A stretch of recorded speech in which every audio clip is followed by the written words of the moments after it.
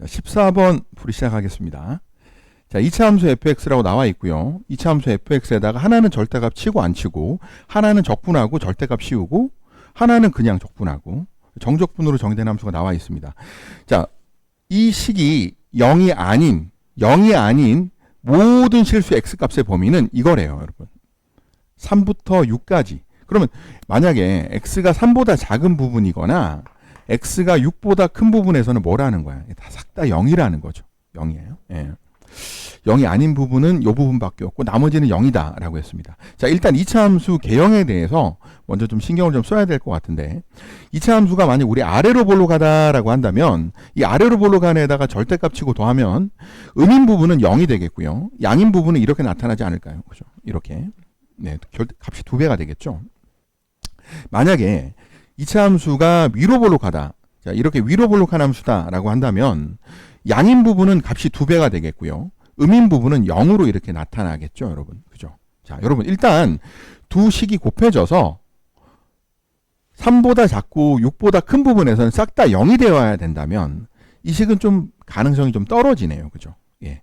여기도 이미 0이고요. 예. 나머지는 다 양수로 나오니까. 자, 그래서 우리는 이걸 채택해서 문제를 풀러 가는 걸로 하겠습니다. 자, 일단 뭐 안 되면 다시 돌아오면 되니까 일단 요거로 정리를 하고요. 자, 요런 상황에서 얘도 0이 되지 않아야 되는데, 가만히 보시면 아시겠지만 정적분으로 정의된 함수인데 이 안에 있는 요 값을요, 여러분, gx라고 한번 해보겠습니다. 그러니까 정적분으로 정의된 함수를 gx라고 하겠다라는 겁니다. 자, 그러면 gx가 음이잖아요. 만약에 예를 들어서 gx가 0보다 작아지잖아요. 자, 그러면 저 식이 통째로 다 뭐가 됩니까? 0이 됩니다. 왜냐하면 gx가 0보다 작아지면요, 얘는 음이고 얘는 양이기 때문에 그냥 통째로 0이 돼버리니까 다 곱해봤자 0이 될 수밖에 없겠죠. 네. 자, 그래서 gx는 3하고 6 사이에서 x가 3보다 크고 6보다 작은 범위에서 gx는 0 이상이 되어야 됩니다. 자, 요걸 근거로 일단 문제를 풀어가는데, 일단 fx를 먼저 좀 그려놓고, 자, 위로 볼록한 fx가 이렇게 있는데요. 자, 일단은 3하고 6 사이 범위에서는 0이 아니다라고 했기 때문에 일단은 여기를 제가 3하고 6으로 먼저 만들어 놓고 출발을 한번 해보도록 하겠습니다. 네. 자, 요 부분이 양이니까요. 예. 자, 그래서 여기다가 gx라는 3차 함수를 그릴 텐데, gx의 그래프는 0에서 0을 지나죠. 예, 0에서 0을 지나고요.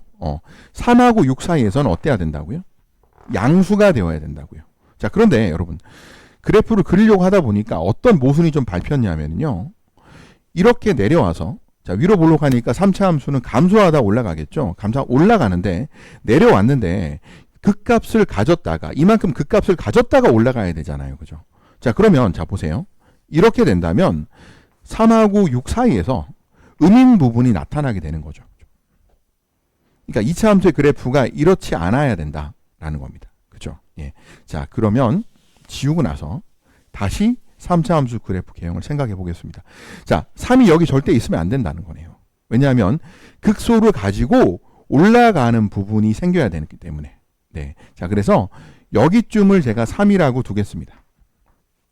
자, 극소값은 여기 있고요. 3이라고 두고요. 0을 통과하겠고, 자, 그 다음에 여기서는 이제 극소가 나와야 되고요. 3하고 6 사이에서는 무조건 양의 값을 가져야 합니다. 양의 값을 가져야 됩니다. 자, 그래서 자, 통과하고 내려왔다가 미분계수 0 되고 나서 이제 올라가겠죠. 예, 올라가서 6에서는 미분계수가 0이 되어야 되겠죠. 이렇게. 네.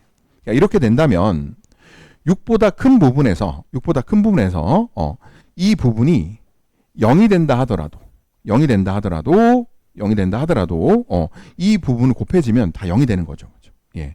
0이 되니까 이 부분에 적분하는 값이 양이 된다 하더라도, 이 부분에 적분하는 값이 양이 된다 하더라도 이 부분 때문에 0이 되니까 무조건 여기에 6이 올 수밖에 없고요. 예.